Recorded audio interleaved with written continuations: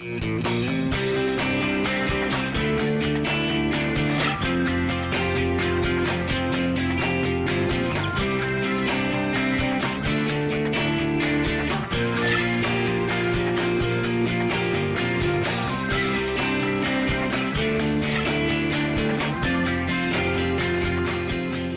I'm Kristen Oaks-White. And I'm Avery Davidson. Thank you for joining us for This Week in Louisiana Agriculture, the only TV show bringing Louisiana farmers and consumers together every week. It is Thanksgiving. Whether you grow or raise food, distribute it, or just eat it like I do, this is the holiday for you. It's definitely one of my favorite holidays as it celebrates both farmers and what we all have to be thankful for. This week, Twila's Neil Melanson has the details on what that holiday feast will likely cost at the grocery store with the annual Farm Bureau Marketbasket survey. Calandro's in Baton Rouge has been getting ready for Thanksgiving for 77 years now, since they first opened up on River Road. Loyal customers come here to get ready for all the traditional favorites, but haven't forgotten some of the specialties from their first store on River Road, such as spinach madeleine. Unfortunately, Kraft has stopped making that recipe's main ingredient, garlic cheese loaf, but third generation's Blaze Calandro said they found a way to keep it going. So we started making them in the store. So if you're looking for the old school garlic cheese loaf, we've developed what we think is an even better recipe than Kraft's original, and you can come and buy them and they still look like the, loaf-sized cheese roll. Perfect for spinach madeleine and all the other River Road recipes and other things that have used that over the years. It's good news for Baton Rouge shoppers, but there's more good news for everyone in Louisiana. This year's Thanksgiving feast is going to be cheaper than last year, according to the American Farm Bureau. Each year, they put out a survey of holiday items, and this year's shows a healthy price drop. There were 13 items measured in this year's survey of the classic Thanksgiving spread, and we picked a few to take a look at. First up is, of course, the turkey, which is not only the centerpiece, but this year's biggest saver, down 67 cents from last year to $21.71 for a 16-pound turkey, a 3% price drop. Can't have Thanksgiving, though, without Louisiana sweet potatoes. They're down 13 cents this year for $3.39 for a 3-pound bag. Dinner rolls were down a penny to $2.25 for 12. That's way above what we're seeing in Louisiana, where they were about $1.10. Of course, you're going to want some pumpkin pie with that feast, and this year, unfortunately, you're going to have to pay a little more. The pie mix is up 12 cents to $3.33 for 30 ounces. 2 pie shells will run you $2.47, up 2 pennies this year. Milk to go with that pie, though, is down 7 cents to $2.92 a gallon. Fresh cranberries are higher this year. One of the biggest jumps at 22 cents to $2.65 for 12 ounces. Whipped cream on top comes without the change, steady at $2.08 for a half pint. And finally, my personal favorite, the stuffing. That's up 6 cents for $2.87 for a 14-ounce package. I'll definitely spot Mom the change this year. The grand total is $48.90 for that Thanksgiving feast, down about 1% from 2017's $49.12. Now, as I mentioned, our Louisiana Farm Bureau Women's Leadership Committee, who did Louisiana's part for the survey, found some incredible deals, and their survey got $36.32 for their items. Louisiana's abundance and variety of crops makes things a bit cheaper here. The key, of course, is to shop around wherever you are for the best deals. Of course, if you're shopping for that Thanksgiving meal, you're going to wind up at a grocery store just like Calandro's here in Baton Rouge on Perkins.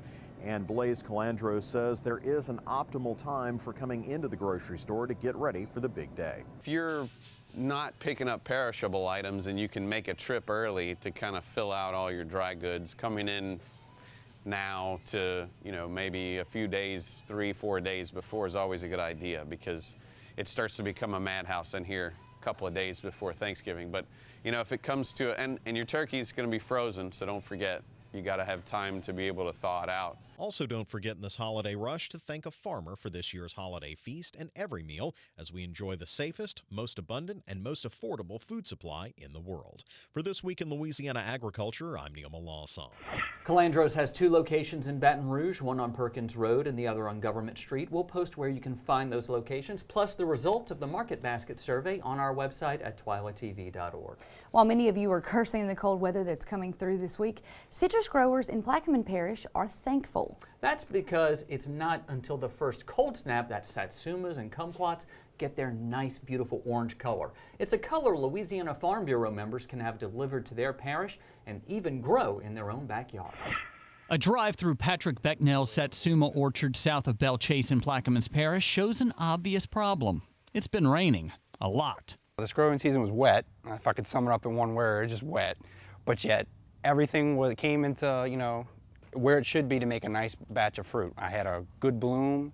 I had no problems with anything, any fungus, anything like that. And you can see it makes an absolutely beautiful crop of fruit and plenty of it. Workers are picking that beautiful crop, clipping each satsuma, putting them on a cart so they can be washed and sorted. It's a bountiful crop. It's a big crop, and we're excited about making those available to our members this year. Wendell Miley is the coordinator for the Louisiana Farm Bureau Holiday Shop. It's a service to Farm Bureau members where they can order seasonal specialties and have them delivered to their parish Farm Bureau office. This is blood, sweat, and tears to try and get this tree to the size that it is and to also produce a quality looking crop like you see on the trees. And really, I guess just the hard work that goes into it, and that's what you really appreciate. In years past, the Louisiana Farm Bureau members could only get these satsumas in 40-pound boxes. That's changing. We've always had the complaint about, that's just too much fruit, I can't eat it all. So Patrick has offered a 5-pound box that we can make available to our members, and we think that's going to go over extremely well. And if you want to grow the fruit yourself, the Louisiana Farm Bureau Holiday Shop can help with that too. We're going to offer about 7 different varieties of trees. It's going to be satsumas, lemons, figs, tangerines, and when you get the order form, you can see what else is available to you. For Becknell, this relationship with the Louisiana Farm Bureau is lifelong. I've always had a strong connection with Farm Bureau since I was a little kid. My dad used to take me to board meetings, and I've been always around the Christmas program, and I love doing it. And I love that satisfaction of when people call me and say, hey man, I got your tree or your piece of fruit from the Christmas program. It was the best I've ever had. What do you do different? And that's the kind of stuff that for me, I just enjoy being able to give back to an organization that I truly believe in. I really don't know how Patrick Becknell makes a profit when we visit because we eat so many of the satsumas off the trees. To learn more about the Louisiana Farm Bureau Holiday Shop or to place your order, visit our website at twilatv.org. Well, Plaquemine Parish isn't the only place in the state that grows citrus. LSU Ag Center reporter Craig Gautreaux brings us to Houma, where one citrus grower has weathered all sorts of difficulties to keep producing this sweet crop. Citrus trees are now showing hints of orange as fruit ripens on the tree. The traditional Louisiana citrus season has begun, and it is expected to last for at least 3 months. This season, it's just kicking off. The satsumas are coming in. The neighbors are going to be coming in, so they'll have citrus till probably the end of January, 1st of February. Last year's severe winter damaged many citrus trees, and the number of growers in the state has been declining. Terry Breaux, a grower in Terrebonne Parish, lost nearly a third of his trees last year, but he is determined to remain in business. Hopefully, what we have now will be enough to generate enough income so I'm looking at planting about 200 or 300 more trees. Breaux is one of the last major producers left in the area. Freezes, hurricanes, and the hard work involved with citrus have fueled the decline. It is labor intense. You have to have the desire to do this. You really do. And I don't think people have the desire to do this like 20 years ago. Breaux has a good crop of satsumas and navel oranges. He believes his navels are sweet enough now to pick, but he's waiting for them to get even sweeter. Consumers should start to see navels around Thanksgiving. Many homeowners have planted their own citrus trees, which allows them to enjoy fresh fruit. Joffrion says homeowners should leave the ground bare underneath the tree to help radiate heat for freeze protection and should not leave large amounts of fruit on the tree. They'll have a satsuma tree with 500 satsumas on it. And you really don't want to leave all that on there. That fruit needs to be taken off because it's expanding, using the energy for that tree to produce. So if you're a fan of citrus, take advantage of tree-ripened fruit now. With the LSU Ag Center, this is Craig Gautreaux reporting. Satsumas and navel oranges are the 2 most popular citrus fruits grown and represent nearly 98% of the commercial crop in Louisiana. Coming up after the break, we have a brand new Feasting on Agriculture. This week, AJ Sabine takes us to the brand new Soji in Baton Rouge, so get your forks and knives ready when we come back.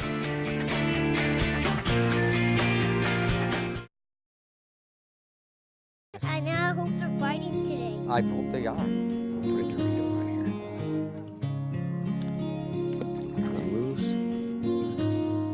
I got a fish! I got a fish! Find your place in the country and the lender who can get you there. Find Louisiana Land Bank. Financing for country homes, recreational property, farms and ranches, and agribusiness.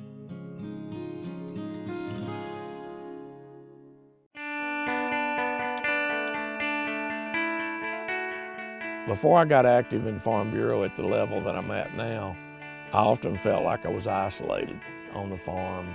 It was just me against the world. Now, with my Farm Bureau family, I got somebody going against the world with me. I am Farm Bureau.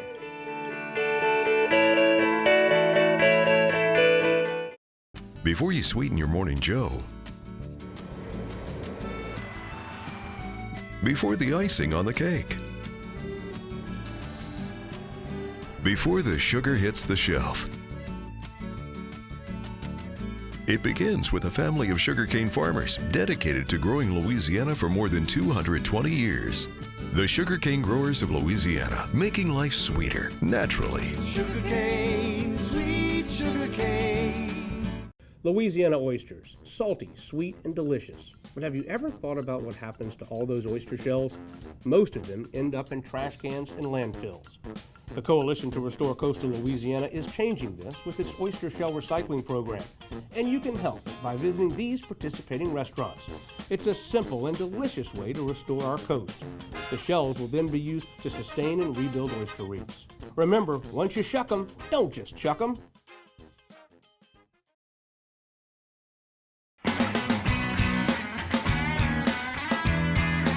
Feasting on Agriculture with A.J. Sabine is brought to you by the Louisiana Crawfish Promotion and Research Board, Louisiana Crawfish, Ask Before You Eat, by the Louisiana Rice Promotion Board, Think Rice, and by the Louisiana Beef Industry Council. Beef, it's what's for dinner. Hey there, folks. I'm A.J. Sabine, and welcome to Feasting on Agriculture. Folks, it's November, and baby, it's cold outside. So, I need to warm up over some Louisiana rice at the only place that serves authentic modern Asian. That place is Soji! Joining us now, folks, is my dear friend, Chef Ryan Andre of Soji and many other venues around Baton Rouge. Now, Chef, it's cold out here. That's why I got a hat on. It's a little cold out there. But you're about to heat it up in the kitchen. What are we going to make today? We are making our pork katsudon. We're using what was that? Katsudon. It is a traditional Japanese dish. It's a street fare. It's a rice bowl using our local jasmine rice. So it's gonna be a nice warm dish for this cold morning. Now, you have had a lot of press about this new venture called Soji, Modern Asian. Tell folks about what your concept is. Soji Modern Asian is it's a traditional take on Asian food. We're not fusing Louisiana, cooking styles with Asian cooking styles. We're doing stuff that you see over in Asia, and we're bringing them here to Baton Rouge to kind of bring people around the continent of Asia, sitting right here in Baton Rouge. And bringing people to the table is your specialties, particularly farm to table. Now, you have been very, very active in Slow Food Baton Rouge, in partnering with local farmers. Why is that so important to the flavors that you hope to create here at Soji? Well, I mean, Louisiana has such great products that people kind of overlook and stuff like that. So I just want to make sure that everybody kind of emphasizes and experiences the products we have here in Louisiana. Well, everyone knows, especially me, how deep your passion runs, particularly in the kitchen. Let's get started. Let's do it. Let's do this. So we're just going to take our pork tenderloin. What we did was we took all the silver skin off of it, all the excess fat. We pounded it out just to nice and thin to where it fries up quickly. We're going to dredge it in a little bit of egg. Which is a good breakfast, pork and eggs. Indeed. A little bit of panko crumbs. And how is panko different from regular breadcrumbs? It's very coarse, so it adds more of a kind of a cracker crunch on the outside of it. It's one of those Asian ingredients that actually goes good with a lot of Louisiana cooking as well. It almost looks like baby cornflakes. I think you can actually make it out of that too. We're going to drop it in a 350-degree fryer. Now you're talking Louisiana. It's deep fat fried. Indeed. I'm liking it already. Now, folks, Chef, explain to folks this beautiful piece of equipment. This is an amazing piece of equipment. It's like fire and ice, like Game of Thrones or something, right? Because you got the fire in the water. This one was actually built custom for us. We have the water running on the top, so the surface doesn't get too hot, because you are pretty much using like a jet engines to cook with. Which we'll see in a second. Yes, indeed. We're going to go ahead and turn this wok on. You're cooking with some major heat. That's melting my glove. All right, so what we're going to do is we're going to start with a little bit of canola oil. little bit of diced bacon, because bacon makes everything better. It's a pork fat thing. Someone said that. I remember someone saying it's all about the pork fat. Even in Asian style cooking, that bacon makes things better. A little bit of diced onion.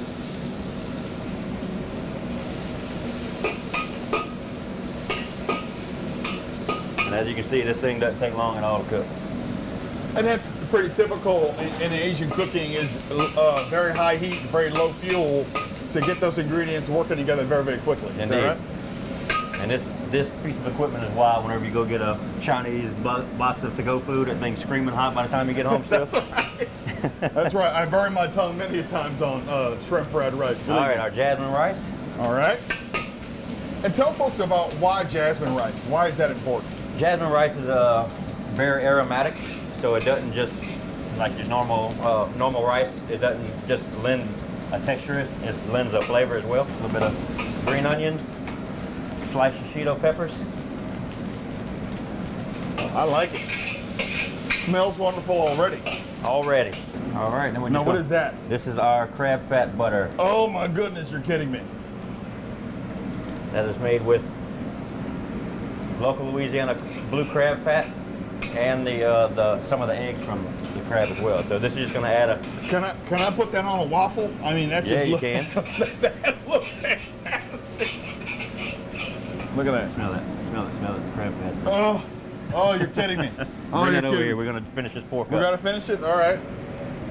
So what we're going to do is going to go ahead and start with the broth like I was talking about with the handashi soy. A few little sliced yellow onions. We're going to cut this pork tenderloin straight down the center.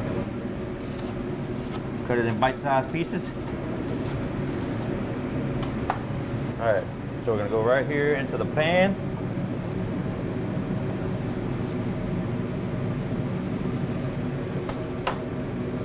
We're going to put a little bit of a scrambled egg on top. Oh my goodness. A little bit more sliced Cheetos. Well, Chef, I didn't know we were making breakfast. I would have worn my bedroom slippers. I mean, my goodness. It's a brunch dish right here. I love it. And then we're just going to put a lid on top. We're going to let that steam. Just going to finish cooking the egg. Awesome. I cannot wait to taste it. And Chef, when we come back, folks, Chef Ryan and Andre are going to plate up these wonderful dishes. And also, you've got a special cocktail that goes perfectly with this dish, right? Indeed. All right, folks, stick around. We'll be right back.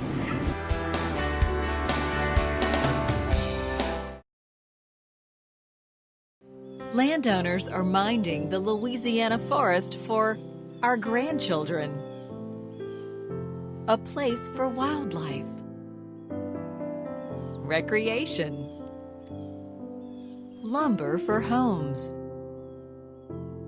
It's the right thing to do. Forestry, covering half our state, all of our hearts.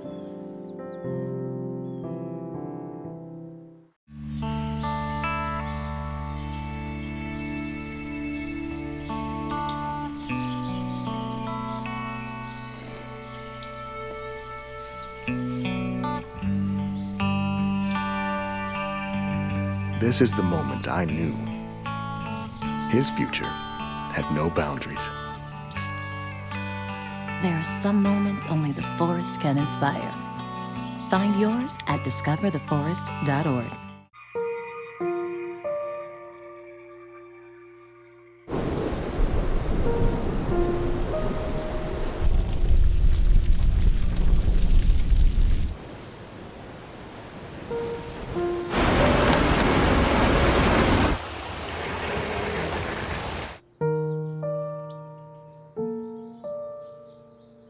Don't wait. Communicate. Make your emergency plan today. I am a giant panda bear loving bamboo. I almost went extinct, but I'm not because of you. I am a grouse when I almost was too. If it wasn't for the help of the San Diego Zoo. How about you join us? Save it as your tortoise. We need your help to bring species back, so bring us back from the brink of extinction. Bring us back from the brink of extinction. I am the bring us back from the brink of extinction. Bring us back from the brink of extinction. And desert tortoise.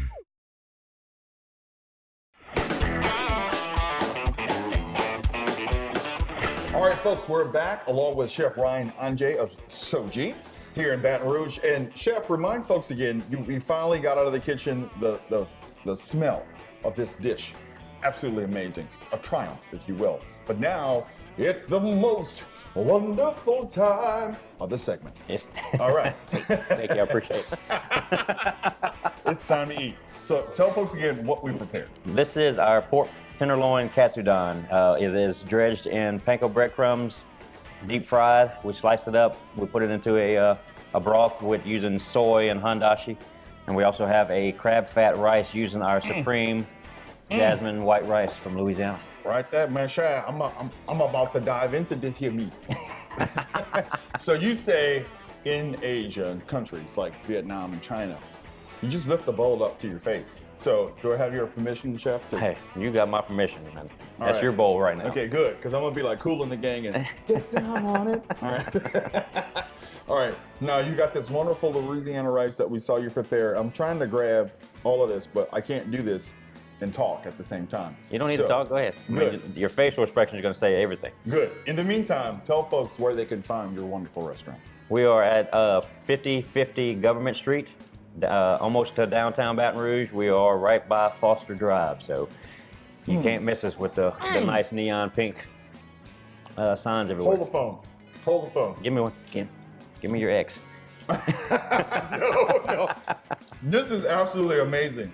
Good breakfast food right now. Oh, it's like really good. Well, thank you. I appreciate it. Really, really good. And also, you've prepared a cocktail to go with this wonderful dish. Tell folks what that is. This is one of our beverage director, Lane Primo's signature cocktails. This is a Basil Gardens. It's made with gin, pineapple juice, a little bit of fresh Thai basil, a little pinch of Szechuan peppercorn on top. So it kind of complements this dish really well. I'm gonna go and go on a limb here and just try this. And of course, you get the nice metal straw, so it's cold the whole time it goes down. Oh, this is wonderful. You really can taste the basil underneath, which supports all of the fatty unctuousness. You know what I mean? Absolutely great. Well, folks, I've told you it once, I've told you 1,000 times, Chef Andre supports agriculture, he supports good flavors, and he also supports me by letting me eat this wonderful bowl of food. If you folks at home want more information about Chef Ryan Andre, Soji, or Louisiana Rice, you can always log on to our website at twilatv.org. On behalf of Chef Ryan Andre, myself, Stuart Poulton, Feasting on Agriculture, thank you so much for tuning in. We'll see you next time. That's cool. Feasting on Agriculture with A.J. Sabine was brought to you by the Louisiana Crawfish Promotion and Research Board. Louisiana Crawfish, ask before you eat. By the Louisiana Rice Promotion Board. Think rice. And by the Louisiana Beef Industry Council. Beef, it's what's for dinner. So normally we end the show with a little boost that we snag off the internet to leave you in a good mood. But today we're going to use this opportunity to show respect to someone who stood or sat in this very spot many times years ago. Don Molino from the Voice of Louisiana Agriculture Radio Network joins us now. And the reason why we wanted to bring this man right here to the set again is because the National Association of Farm Broadcasters named Don the 2018 Farm Broadcaster of the Year. Congratulations, Don. Well, thank you, Avery. I appreciate that very much. It was scary. It was unexpected. It was unbelievable. I still don't think I remember walking from the table at the luncheon to the podium to accept the award. I was in a state of shock. Well, you shouldn't be. I mean, you've had quite the career in broadcasting overall, but also in agricultural broadcasting. Kind of tell me about what led you to this point in your career. I mean, because you don't become Farm Broadcaster of the Year overnight. I'll tell you what led me to it, the late and great Reg Wallace. The Farm Bureau Convention one year was in Honolulu, and he called me up and said, look, I don't really want to do all these radio programs from Honolulu. Would you do them for me while I'm gone? I got hooked. And it's been downhill ever since. It's been a great ride. It's been, 32 years now that I've been doing farm broadcasting. Meet some of the greatest people in the world, especially in Louisiana. You can't ask for nicer people that do something every day that's going to help all of us in our lives. And more people need to realize that, and that's what farm broadcasting is all about.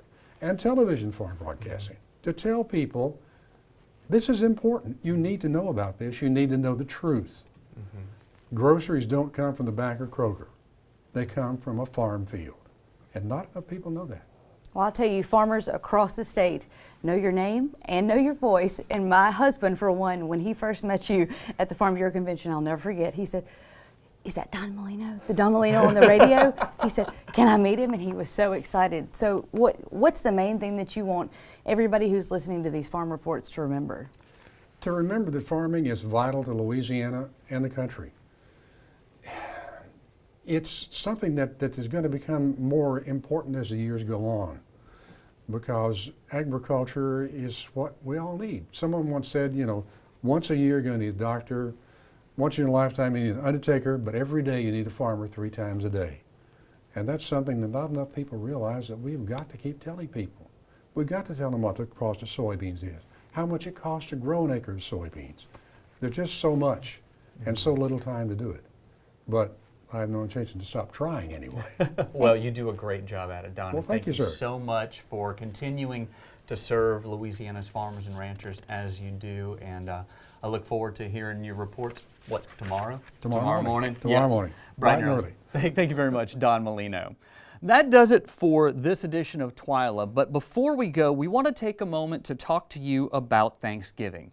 This is the season of giving, the season to be thankful and a time to reflect. I would argue that it's also the holiday which best highlights our farmers. At the top of the show, we showed you the results from our Thanksgiving Marketbasket survey.